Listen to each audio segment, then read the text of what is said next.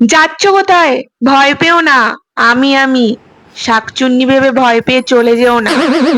বিল্লু আর লালি তিন চারটা ডিমের কানে গোজা ছিল, তুই লিখছু গাঁজা ছিল।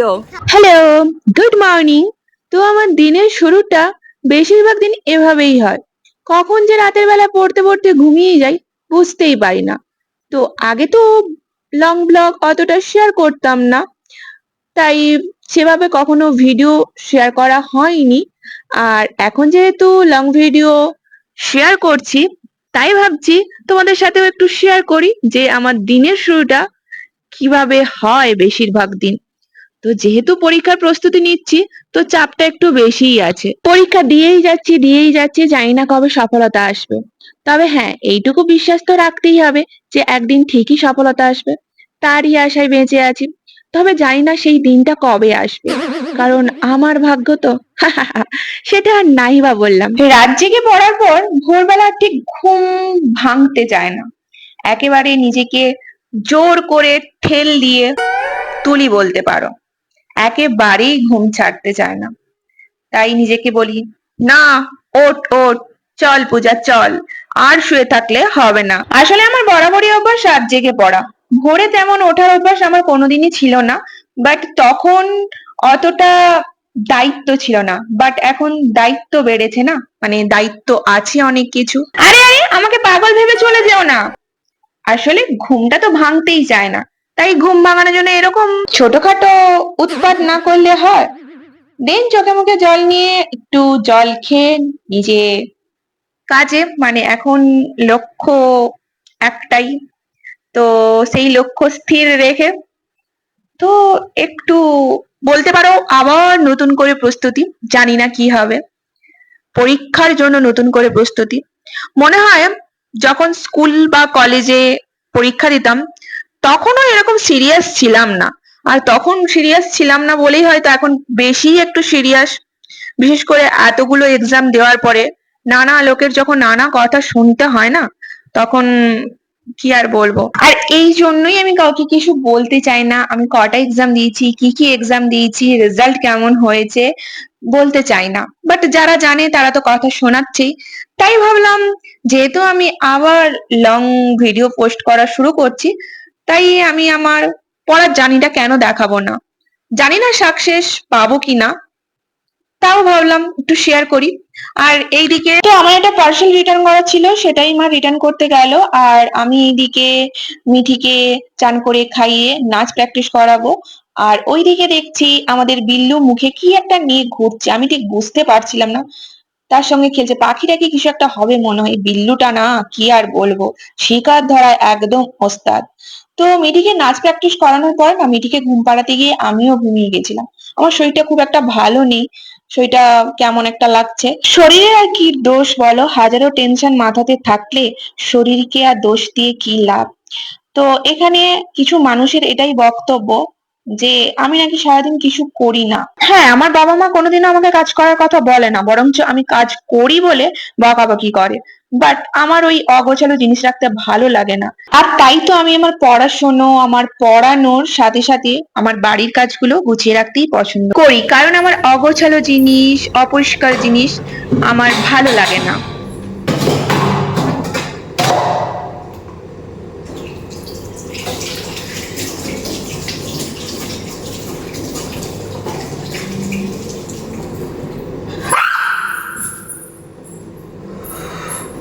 এখন ধুবো না, আমি সেখানে থালা বাসন ধুবো আর ও আমার পায়ের কাছে চলে গেছে। বুঝতেই পারছে আমি খেয়ে উঠছি, মানে আমি সবেমাত্র খেয়ে ওপরে এসেছি, মানে আমার থালাতে কিছু থাকবে, তার জন্য আমার পায়ের কাছে ঘুরঘুর করছে। আমি তোর নিজের থালাতে দিয়ে এসেছি, বিল্লু খাচ্ছে সেখানে, যাও নিচে যাও, বিল্লু সেখানে খাচ্ছে। মাছের যা কাঁটা ছিল আমি সব দিয়ে এসেছি। আমি এখানে চুনচুনি বুঝছে নিচে যে পাশে ডিম লিয়া মনে হয় খেলছো। আমাদের বিল্লু আর লালি তিন চারটা ডিম গড়াগড়ি খাওয়া গেছে, ভাগ্যে ফাটছি এই কটা ডিম। তারা আর খেলার জিনিস পাইনি, ডিম নিয়ে খেলছে। আচ্ছা, তোমরা কারা কারা কাঁঠাল বিচা পোড়া খেয়েছো? এটা হচ্ছে কাঁঠাল বিচা পোড়া। তো খেয়ে ওঠার পরেই আমি পড়াতে বসে গেছিলাম, পড়তে চলে এসেছিল। দেন ওকে ছাড়তে না ছাড়তে এরা আবার পড়তে চলে এসছে। তাও কিছু মানুষের বক্তব্য এটাই, আমি সারাদিন বাড়ি বসে কি করি, আমার তো কোনো কাজ নেই, আমি সারাদিন খাই আর ঘুমাই। কিছু মানুষের এটাই বক্তব্য। আর আমি না কে কি ভাবলো কে কি বললো এই কথাগুলোকে গুরুত্ব দিতে গিয়ে না নিজের ভালো লাগা খারাপ লাগাগুলোর গুরুত্ব দিতে ভুলেই গেছিলাম। ওই যে আমি একটু বেশি ইমোশনাল, আর সেটারই সুযোগ হয়তো প্রত্যেকে নেয়। আমি তো ওই জন্য ম্যাডাম হচ্ছি, তো ওই জন্য প্রশ্নের উত্তর দেবো বলে। আকাশটা জাস্ট দেখো, একদম ঘন কালো। কে বলছে কি কি বল? তার মধ্যে আমরা ছাদে বসে পড়াশোনা করছি। কে কি খায় আর কৃষ্ণ এখানে পড়াচ্ছে। আমি পড়াইনি, তার কি বলবো কেন পড়াইনি? তুই না ঝড় লাগাতে আগেই পারবি। কি কথা ম্যাডাম তো সে মনে হয় ছবি আঁকা, এটা কি আমি বলি এটাকে ছবি আঁকতে হবে। তো এদের একটু ঝগড়া যেমন হয় তেমন আবার মুহূর্তের মধ্যে মিলও হয়ে যায়। আর ও আমাকে বোঝাচ্ছে, ও পড়াচ্ছিল না, ও বইটা দেখছিল, এটাই বোঝাচ্ছিল আমাকে।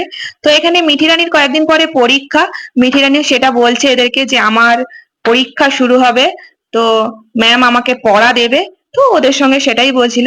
তো চলো এখানে মিঠি রানীর পড়াগুলো আমি দিয়ে দিই মিঠি রানীকে।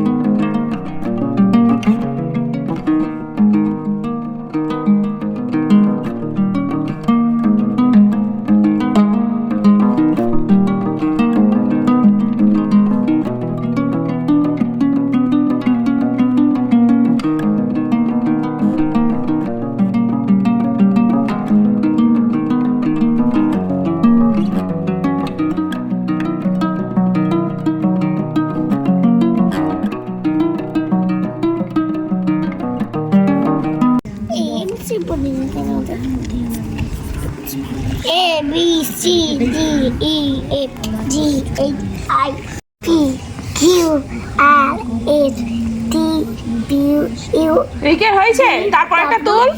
X Y Z করছু এখানে কি ছিল? ডাকাত দলের কানে গোজা ছিল, তুই লিখছু গাঁজা ছিল। ডাকাত দলের কানে গাঁজা ছিল, আর এখানে আছে এটা কি ওকার? এটা ওকার মানে মাঝ পথে এসে শেষ ওকার। তোরা দেখে বল এটা কি ওকার? এটা নাকি একার? এটা গ আরেক পুন্ডি ঠিকই বলছো, তুই তো এরকম করে কাঁদছিস। ওদেরকে ছুটি দেওয়ার পর আমি একটা প্যাড়া খেলাম, আর এখানে মা মুড়ি চালাচ্ছিল।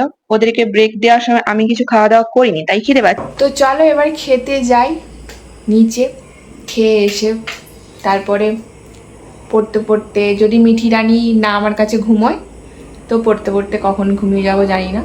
আর মিঠি রানী ঘুমোলে মিঠি রানীকে ঘুম পাড়িয়ে একটু পড়বো, দেন ঘুম পেলে বিছানাতে গিয়ে ঘুমোবো। মিঠি রানী ঘুমালে আমি সাধারণত টেবিলে বসে পড়ি, আর মিঠি রানী না ঘুমালে বই খাতা নিয়ে বিছানায়, যেটা আমার বরাবরই মানে যেটা আমি সবসময় করি আর কি। রাতে আমার মানে সব থেকে না, আমি ভোরবেলা উঠতামই না, বাট এই কয়েক বছর যে এক্সাম দিচ্ছি ভোরবেলা উঠি, তবে কম,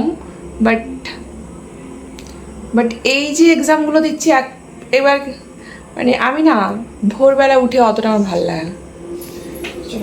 তো আজকে রাতের ডিনারে ছিল ডিম ভাজা, সকালের ওই মাছের মুড়ো দিয়ে তরকারি মা আমার জন্য একটু রেখে দিয়েছিল, অল্প একদম ছিল।